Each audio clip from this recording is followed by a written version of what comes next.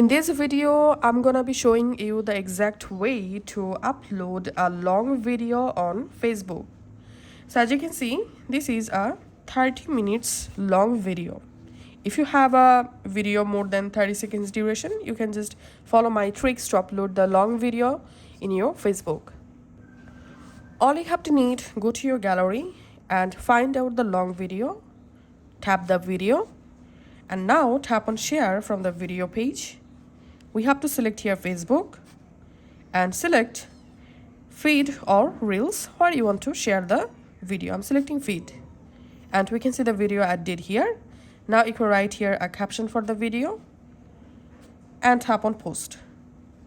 And we can see my long video is now posting on my Facebook. So if you follow this video, you'll be able to easily publish a long video to your Facebook. Thanks for watching.